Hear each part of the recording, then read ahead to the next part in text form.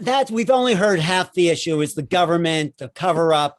The real disclosure has to do with what Rey Hernandez has been investigating with the contactees, the experiencers, the internal evolution that disclosure is really about. And Rey jumped into the race late, just a few years ago, but he is on top of that and has done such important work with a 6,000 person survey online and collecting a lot of information that we can use to show that this is a worldwide phenomenon. This is not just a few people. This is going to change the planet. It's going to change consciousness, and it's going to change the fundamental aspects of who we are as human beings. So Rey Hernandez, Renario, is that your whole name? Thanks for being here, Rey. And tell us, what are you going to talk about today as far as like the whole disclosure movement? Let me get into discussion of what my research is all about, okay? For people that do not know, I can give you over 450 pages for free, okay? I'm not here like other people in ufology that are charging $3,500 a pop to go out to the desert to do CE5 and get sandflies, okay? This is not about money. This is not about materialism. This is not about any of those things. This is about getting the word out. Okay, so write down this email and I will send you over 400 pages of materials from our Dr. Edgar Mitchell Free Experiencer Research Study. Just send me an email at info@experiencer.org, info@experiencer.org. Okay, now for the folks that are not familiar with our organization and our work, the Dr. Edgar Mitchell Free Foundation was organized by the late Apollo 14 astronaut, Dr. Edgar Mitchell. For folks that do not know him, and I know that you knew him very well, Alan, he was the sixth man to walk on the moon. But to me, more importantly, he founded the Institute for Noetic Sciences, and you've been a member for many, many, many years. Right. And that, in my opinion, is one of the world's leading academic-based research institutes that's studying the psi phenomenon. The only comparable organization, I would argue, would be the University of Virginia, their Division of Perceptual Studies, and the various academic professors associated with that organization. So Edgar founded that. He's fully aware of all of the research on consciousness and psi and the contact modalities. The other co-founder was our next speaker, which is Dr. Rudy Shields, who is an emeritus professor of astrophysics at Harvard University. And Rudy was a very close friend of the late Dr. John Mack, and also obviously Dr. Edgar Mitchell. Rudy has some very interesting comments that he's going to be talking about in his presentation. And finally, the third of the four co-founders was Mary Rodwell, someone who has worked with UFO contact experiencers for over 30 years. And so what we did is, together with the assistance of more than 10 PhD academics and non-academics, such as Kathleen Marden, Leo Sprinkle, Barbara Lamb, et cetera, we developed over a 9-month period a methodology to study for the very first time UFO contact experiencers. And we published a book, 820-page book, titled Beyond UFOs. And that research finding was statistical data from 3 surveys, where we received responses from more than 4,200 UFO contact experiencers from over 100 countries. So this is real data from thousands of experiencers all over the world, okay? And I could very, very briefly go over some of the major research findings, but I think I've presented that in the past to NEO's audience members. Basically is that while these experiences initially were traumatic to 37% of the people, over time, these individuals had many other contact experiences. And when they were filling out our survey, many years after their initial contact experience, only 4% viewed their experiences as negative. That's it, 4%. Okay. Number two, these experiences were highly transformative. Individuals became less materialistic, much more loving, less egotistical, much more caring of their environment and polluting planet Earth. They no longer fear death. Okay, we asked 60 questions, and basically what you got was the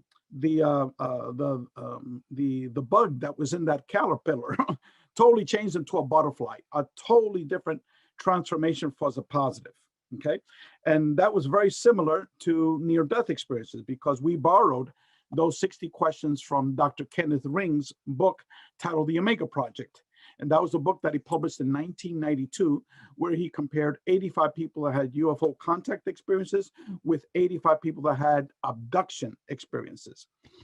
We also, and he also concluded that both groups changed in exactly the same way into a new human, okay, an awakened new human. And also for abductees, we determined that only 1/3 of the people out of the thousands that took our survey had an abduction. Okay. Now, out of those third, okay, 70% of these people now call themselves contactees and not abductees.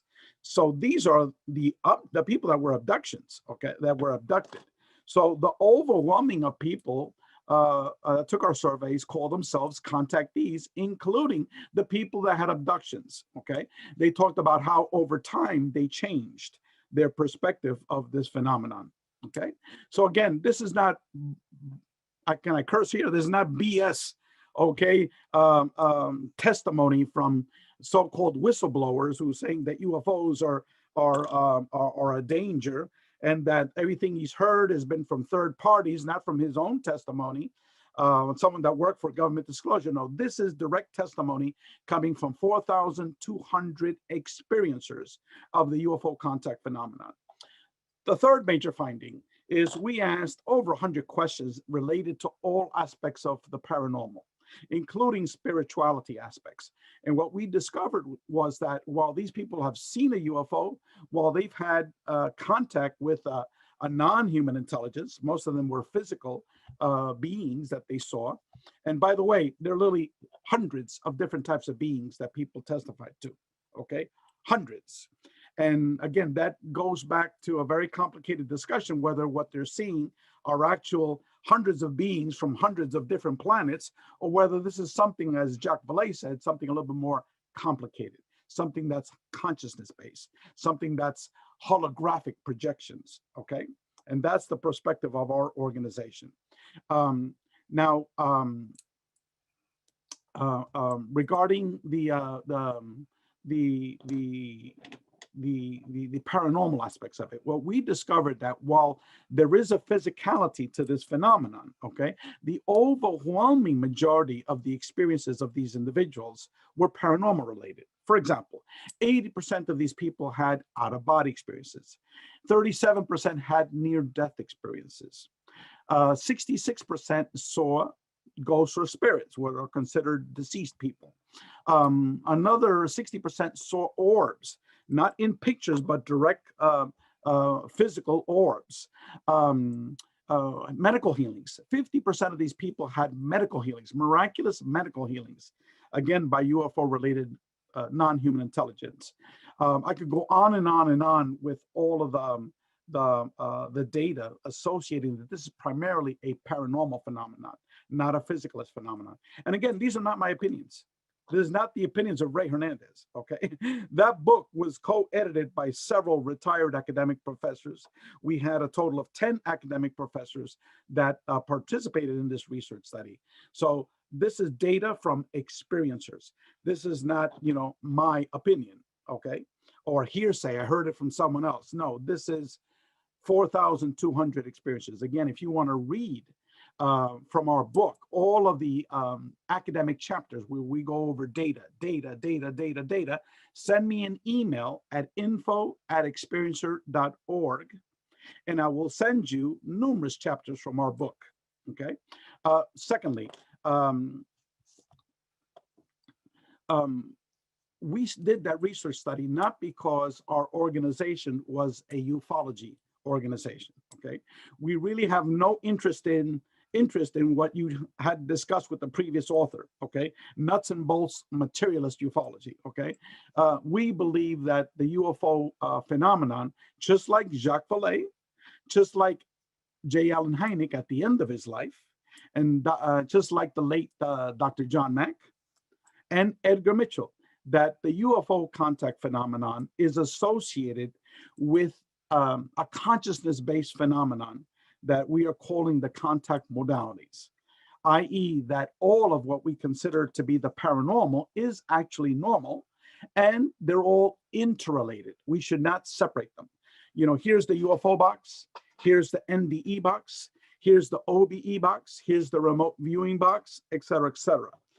We believe that all of the different ways that humans are piercing the veil and having contact with non-human intelligence, that it's all one phenomenon.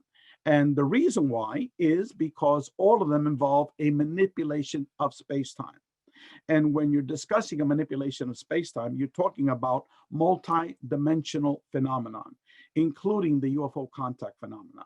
For example, we had 50% of the people in our survey that were brought to another reality, not a 3D reality, but like in Jodie Foster's movie Contact. That's a manipulation of space-time, okay? We had 50% of these individuals that had a miraculous medical healing. We had 80% of the people that were having out-of-body experiences. We had intelligences that were giving training to experiencers about the role of spirituality, the role of our multi-dimensional reality, okay? And so if you get brought to another multi-dimensional reality as part of the UFO contact phenomenon, that involves a manipulation of space-time. Just like when you go out of your body and you're doing astral traveling, again, that's a manipulation of space-time. Same thing with near-death experiences. You get brought to another reality. Again, a manipulation of space-time. Remote viewing, hallucinogenic journeys, people that see ghosts and spirits, okay? So now getting back to the point is that once we got to this concept, okay, all of the academics in our organization, the previous organization, the Dr. Edgar Mitchell Free Foundation, and this new organization, the Consciousness and Contact Research Institute, all of the academics, and now there's 23 PhD academics and medical doctors affiliated with our organization. And we literally have a who's who of people, okay?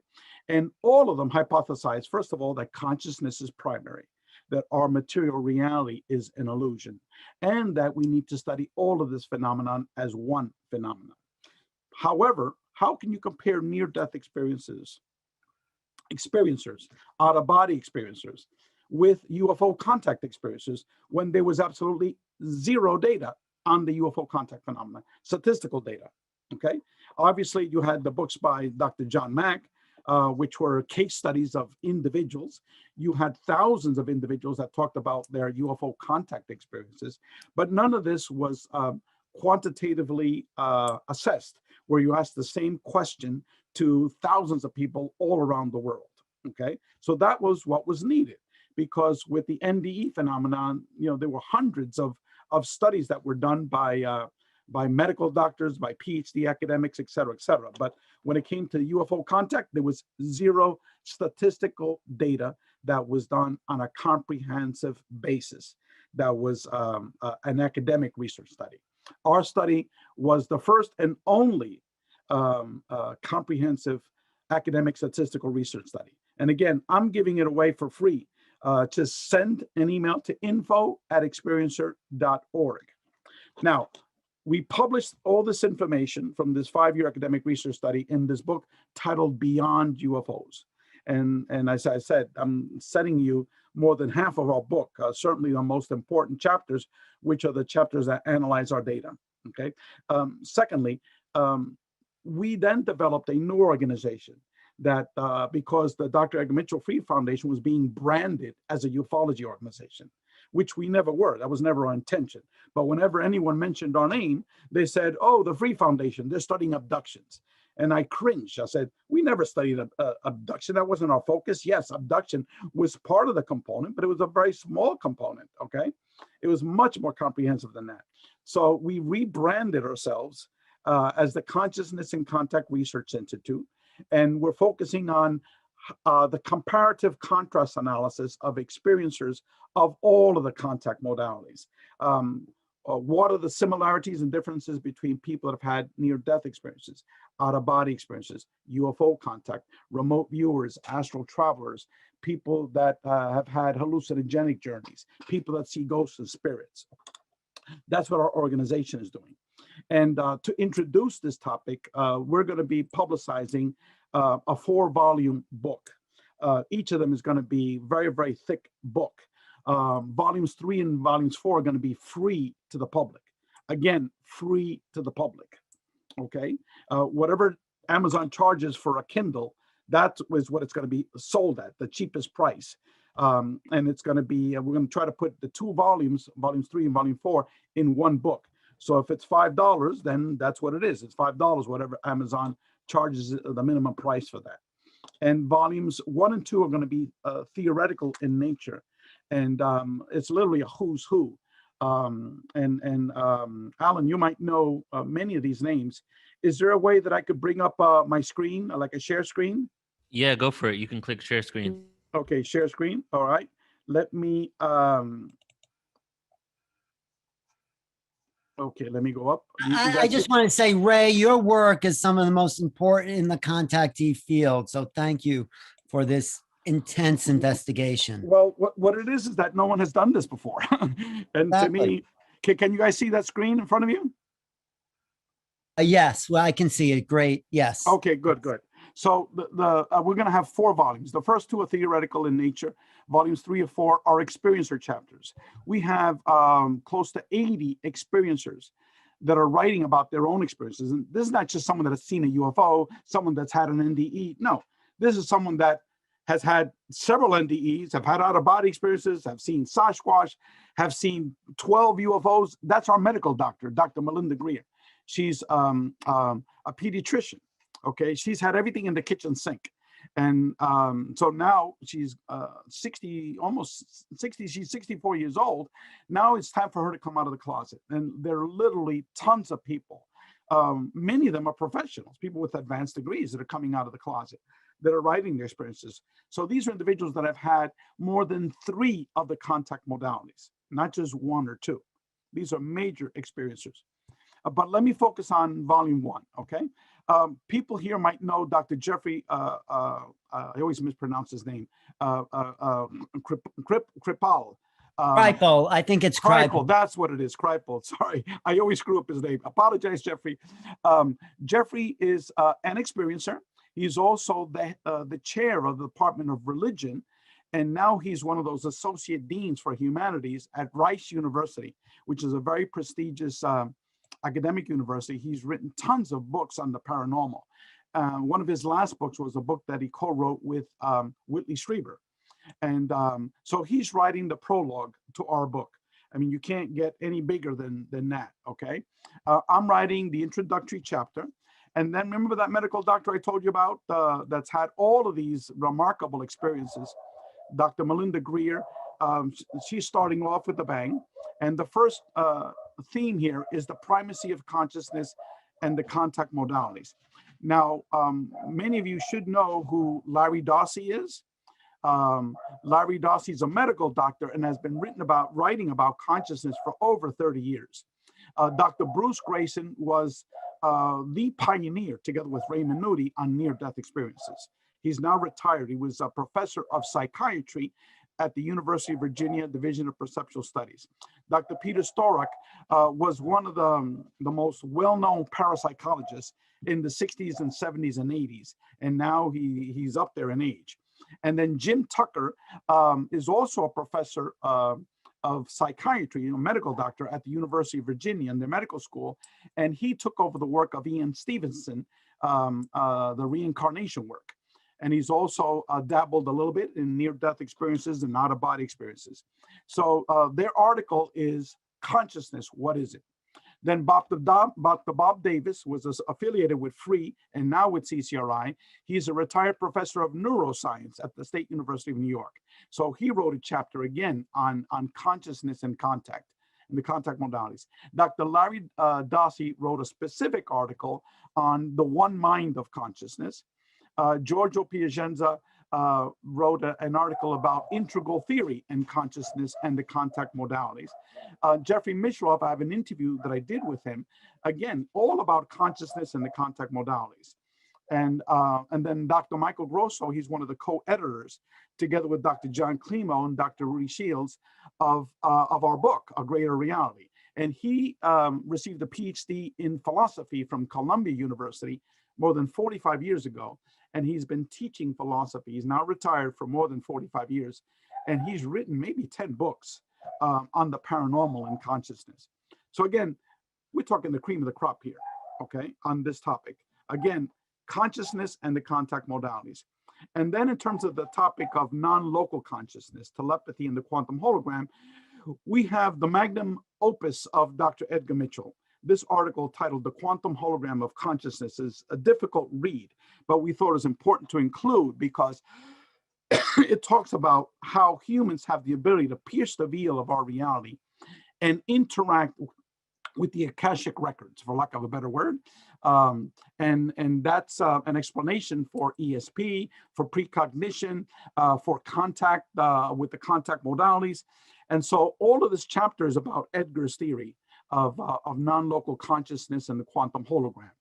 And again, we have many academics that have chimed in here. I don't know why this thing is here. I must have touched the bad button here. I apologize. Okay. Rudy Shields is going to be talking about in the next presentation a computer model of consciousness. And again, backing up and applying Edgar's theory. Please move this window away from the shared screen. Let me see if this works here. Do you guys see that window there?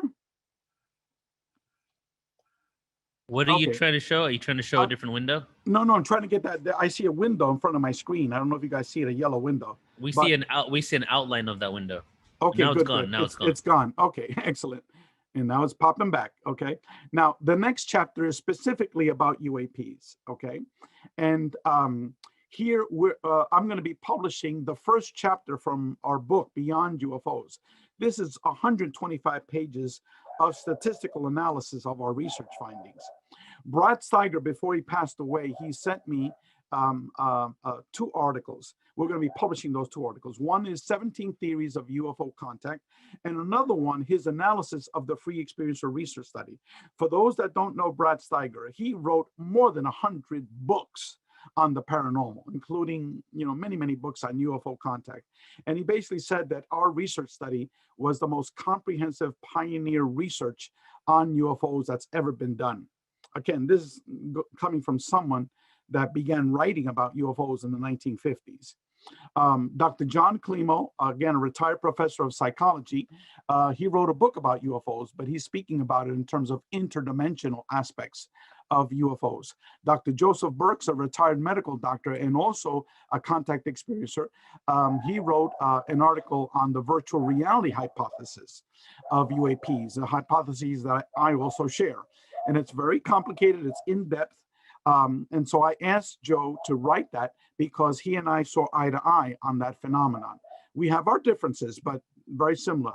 Xiao Ma is an experiencer born and raised in China, and she has held a couple of UFO conferences in China, and she wrote an article about how UFOs and the contact modalities are seen in China. Brent Rains. Wait, I just want to say about Shama, she said it was very dangerous to be a UFO researcher in China. She had to move to Australia because they don't have the same freedom. She was living in Australia when she was conducting these conferences, but I won't go into the details of that. But yes, Right, Shama's right. been a very close friend for many years, and we frequently communicate. And then Brent Rains wrote an article about the late John Keel and his theories of UAPs and the paranormal. Now, Dr. Massimo Teodorino is a professor of astrophysics at the University of Bologna in Italy. And again, just like Rudy, this is a real professor of astrophysics, and he wrote an article about the science of UAPs and UFOs and the contact modalities. Dr. Charles Emmons is a professor of sociology at Gettysburg College in Pennsylvania, and he's been researching UFOs for, again, more than 35 years. And he wrote an article about the relationship between UFOs and consciousness. Dr. Michael Grosso, who I mentioned to you before, the retired professor of philosophy and one of the editors for our book, he wrote an article discussing UFOs in the context of psychical research and religion. And Dr. John Alexander wrote an article saying that UFOs should not be seen in isolation. They need to be seen as part of the wider contact modalities. And then I had a very interesting interview with George Knapp, which we transcribed. And George Knapp is like, believes just like Jacques Vallée, okay, exactly. He also believes, like all of the researchers in our organization, that consciousness is primary, okay? And again, here's a man that's been working in this UFO field, you know, from the mid 70s, I would say, or early 80s. And here he's done a complete twist against materialism, okay? No one knows that about George Knapp. Very few people actually know that. So if you want disclosure, listen to that George Knapp interview. He's a man that's been on the radio on coast to coast for many years, and you'll see he's not a materialist, okay? Consciousness is primary. He also believes in the integration of the contact modalities. Also, Jacques Vallée, okay, his viewpoint. We also have various articles on near-death experiences. We have an interview with Raymond Moody, the Dean of Near-Death Experience Research, Dr. Jeffrey Long, who is now the leading researcher on NDE research. He's published 3 books on NDEs. And now that he's retiring, he's going to become much more heavily involved. And Jeffrey, Dr. Rudy Shields, and myself are the 3 directors of the CCRI Research Institute. So we have an astrophysicist, we have one of the pioneers and leaders of NDE research, and myself directing a team of over 20 PhD academics and medical doctors. Now, out-of-body experiences, we have a monstrous article that was written by Julia Sellers. Very, very detailed, very lengthy, very comprehensive, and which is an overview of OBE research.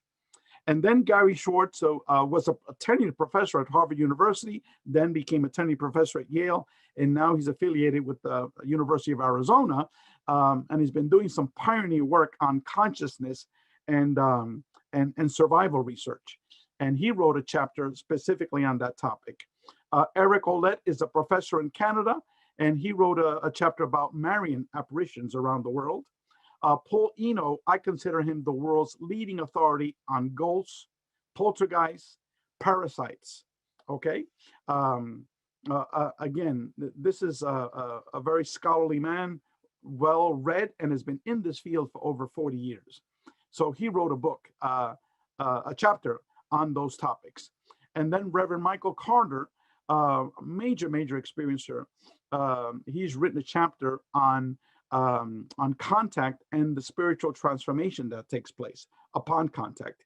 Not only UFO contact, but contact with almost all of the contact modalities. And then we have 2 articles by a professor at the Johns Hopkins School of Medicine. This is a tenured professor of psychiatry.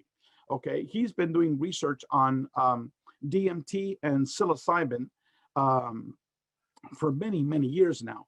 And so we're publishing 2 of his articles.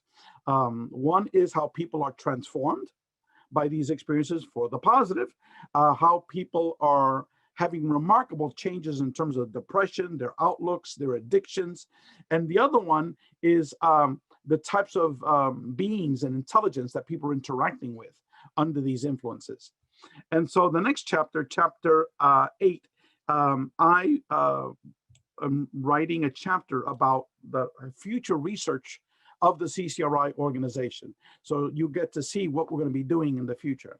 And Dr. Raul Valverde, who's a professor of information sciences in Canada, and Chet Swanson, a colleague of his, they have Dr. Jeffrey Long's data on NDEs, OBEs, and also our free data.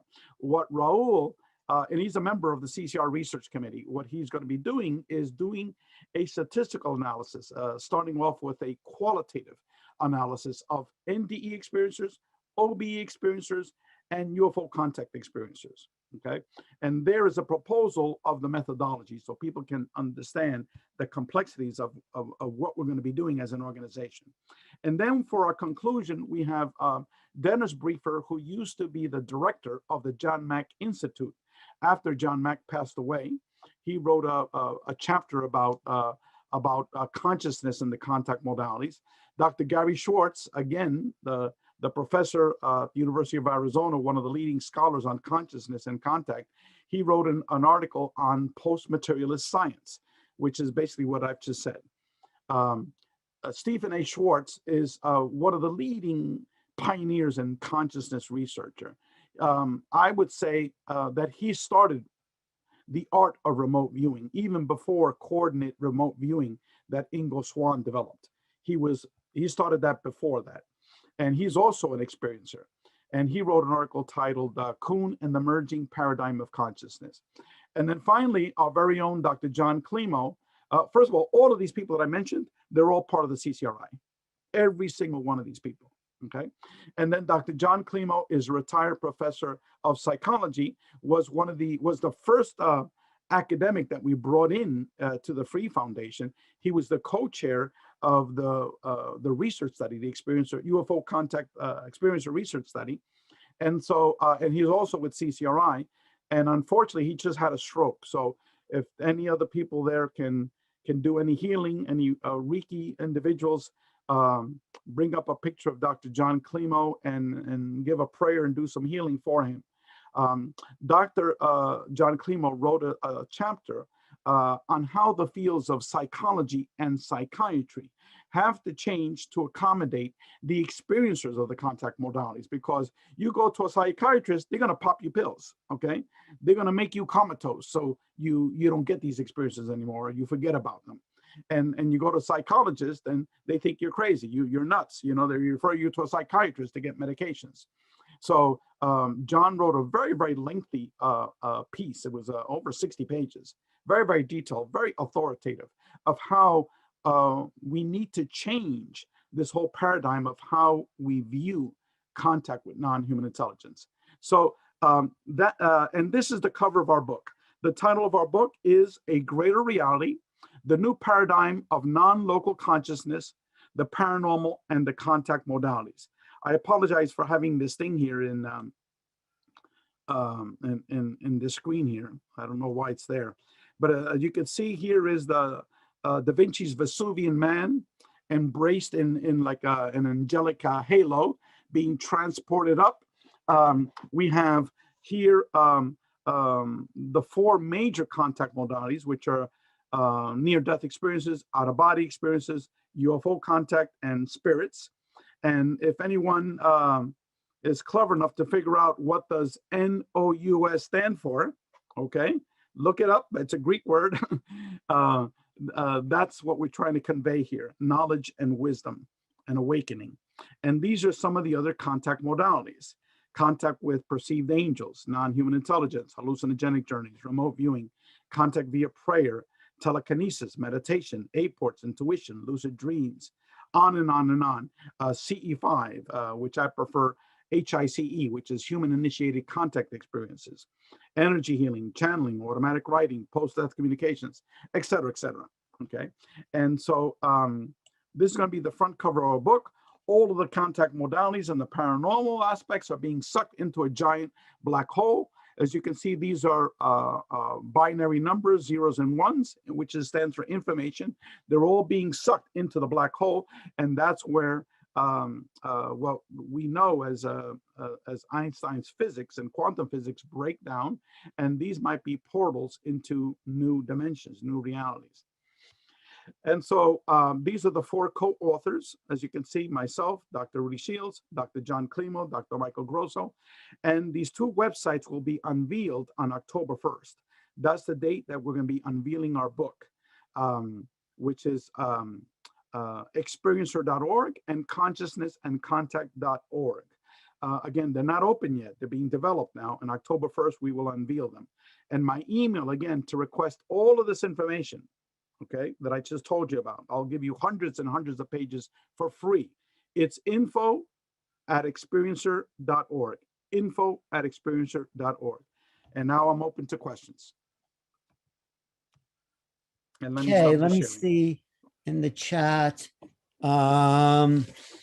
If you have a question for Rey Hernandez, let's put it in the chat or come Or if on. you have any questions, Alan or Neil.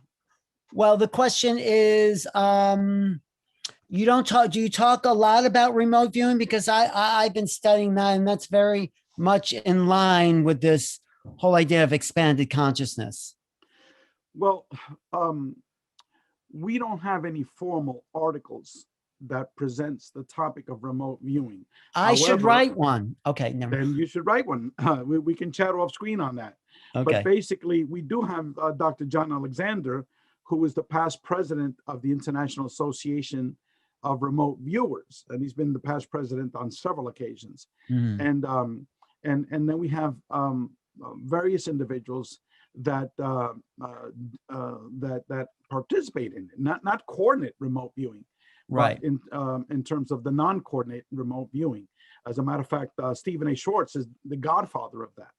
And in his article, he talks about that. So yes, they're included in several of the articles, this whole topic. So you have one question by a woman named Jane Hernandez Zing. And I know you've talked about this a lot before, but can you briefly tell us your story and how you entered this field? It's probably one of the most dramatic stories I've ever heard about awakening to consciousness. Do you feel like sharing some of that, Rey? Very, very briefly, because my experiences are a dime a dozen. I mean, our Well, book, not really. Yours is particularly spectacular. First of all, before March 4th, 2012, I had zero knowledge nor interest in any of these topics. And then on March 4th, 2012, an energy being appeared in my living room to my wife and myself.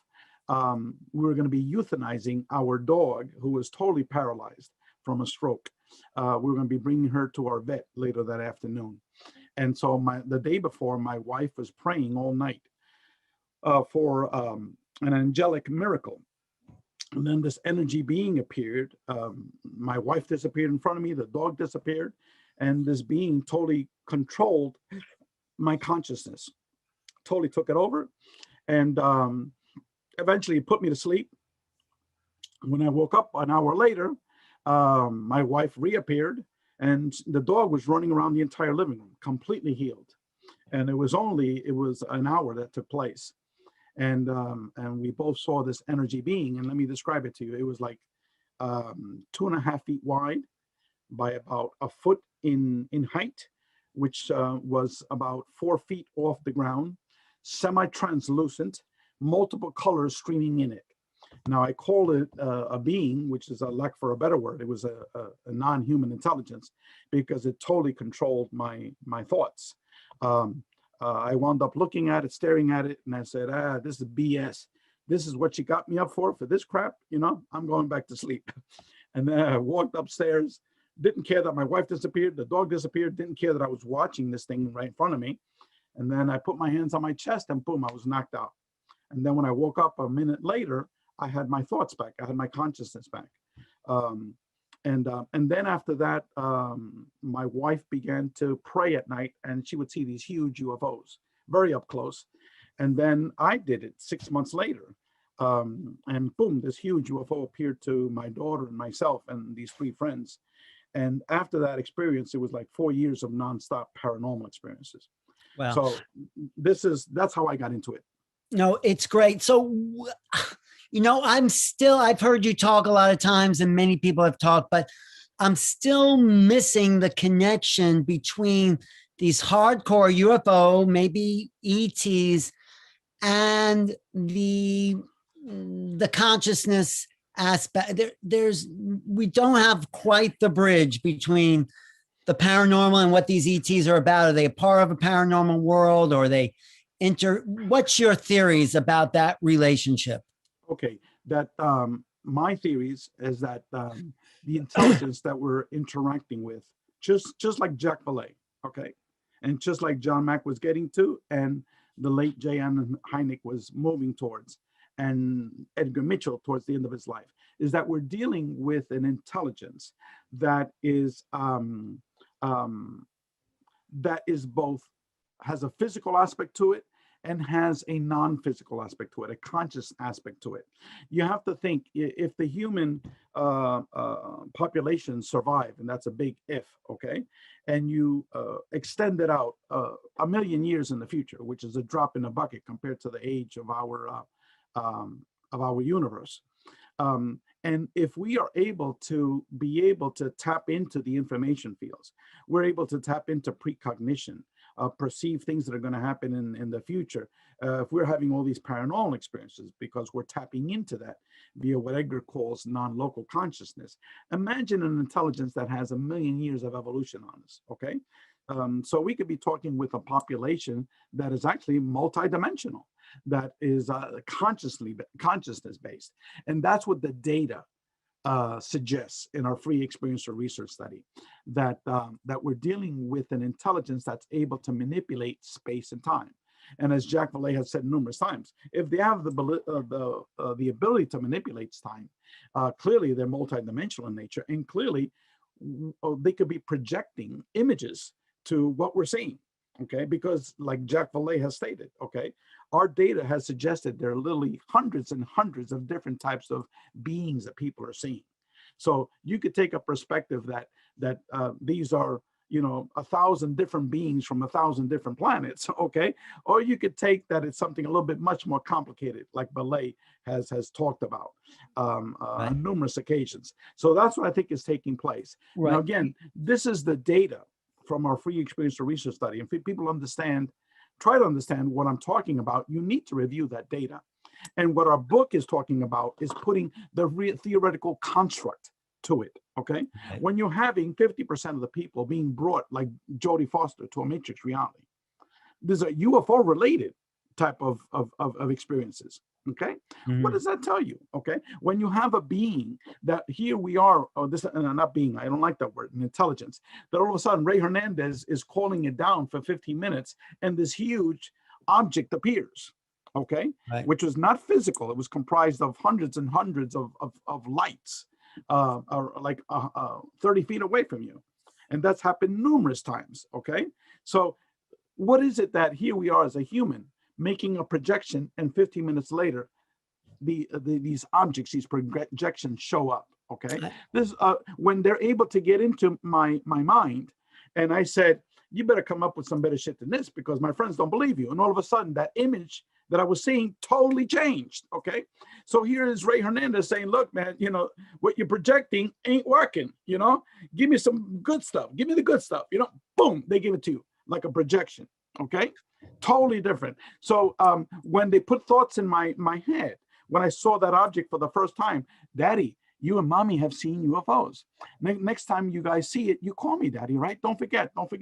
So what they were able to do is go into my memory banks, my consciousness, extract the database, because there's all data, there's all information of my daughter's voice pattern.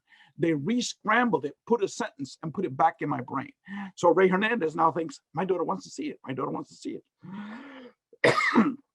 You understand? That's how this is all consciousness-based. That's why it's all multidimensional in nature. Yeah, no, take a drink of water. I just want to say, I totally agree with you. After I wrote my book, Making Contact, Grant Cameron has a chapter in it, and Grant says to me, they may not be aliens. I say, Grant, you can't tell me that. I just wrote a whole book about it. But he says, and other people have said this, what we're calling aliens is just a name, just an identification for something we think we know.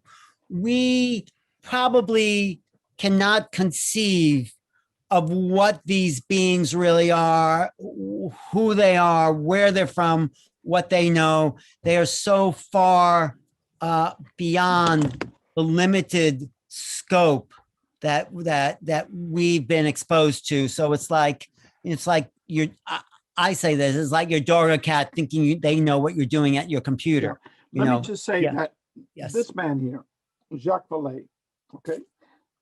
Many people here don't know who he is, okay?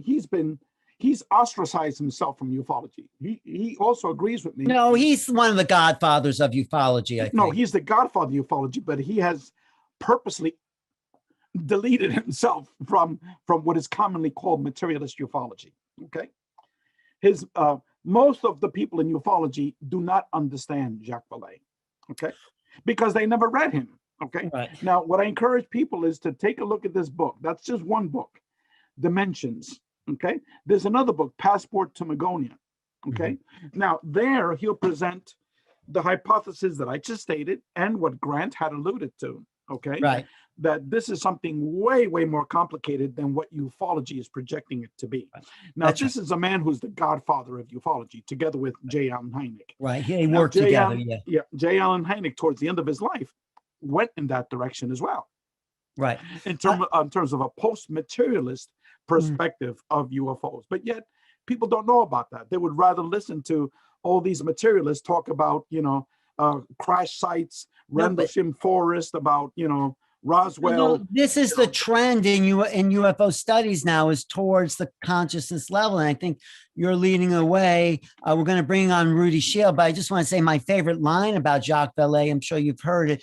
He said, if we find out these are just visitors from another world, I'll be very disappointed. Very disappointed. Correct. That's right. Which And, sums it up, because there's so much more involved than just objects in the sky. That's why I think the government went from UFO, flying object, to UAP, phenomena. This is a phenomena. And that's a hint to greater there was reality. someone gave me a recent photo of Luis Elizondo of his desk. Mhm. And in his desk, he had our book, Beyond UFOs, prominently displayed right next to him. Okay. Beautiful. So I know that this man read it, and in several of his recent interviews, he's talked about consciousness. He's talked about multidimensional intelligence. Okay, he doesn't refute to them, as like aliens, or ETs. He's beginning to talk about a much more complicated, higher order way of thinking about this phenomenon. Right. And so that to me is the way to go. And so what our new book, Our Greater Reality, is going to be presenting. We're laying the theoretical construct and the praxis, which is what the experiencers of the major contact modalities are saying. And Right. again, if you want to get information about our first book, hundreds and hundreds of pages, including a peer-reviewed academic research paper that Rudy and I jointly wrote, together with Bob Davis and a PhD statistician, Dr. Russell Scalpone, send me an email at info@experiencer.org. And I'll also send you information about our new book that describes the reasoning for it and the whole hypothesis for it. Hey. And Rudy has a chapter in here. Well, we're going to bring Rudy on. Ray, thanks for all the hard work. And the very important studies as we move forward in validating the contact experience.